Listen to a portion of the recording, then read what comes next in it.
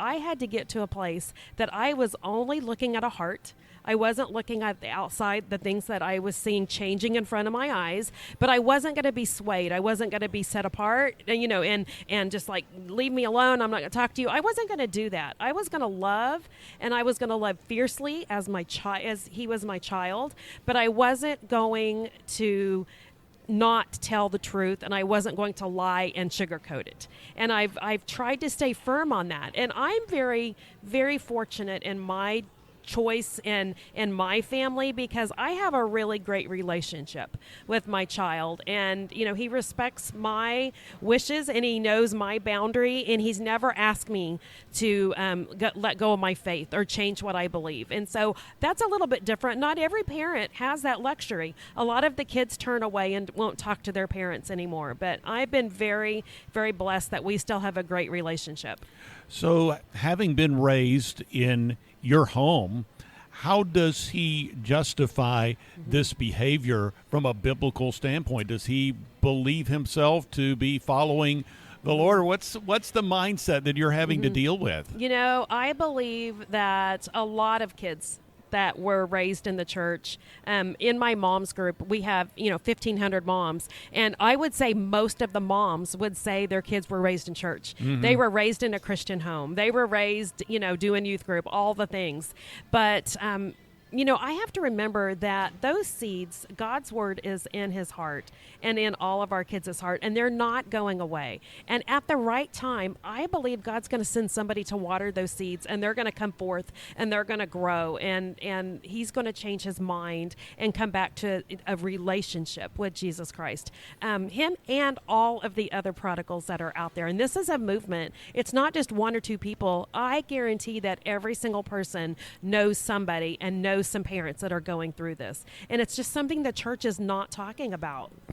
Well, the response that you had, as you outlined for us earlier, included that aspect of community, that you were going to share this. And I assume that your son knows that you're sharing this, that you're part of a community, that you are praying for him specifically and joining together in prayer with other parents of prodigals. So you felt like community was a real part of your overall response. So how did God really open up that avenue for you? Yeah, from the very beginning, I felt so alone. Satan immediately whispered in my ear, do not tell anybody. Do not tell this. People will shame you. They will judge you. They will think you're a horrible parent. You better keep this secret. And so for a long time, I kind of held this knowledge to myself and didn't share because it was just too much. It was just too much to try to tell people and have them understand and to come along beside me. But I actually had went to a Bible study one night several years ago, and nobody in the Bible study knew my story. And that night, the discussion turned to LGBTQ issues. And a couple of the women said in that discussion, we send our kids to Christian school because we don't want our kids around those kids. And there was something about the phrase, those kids, that kind of broke me.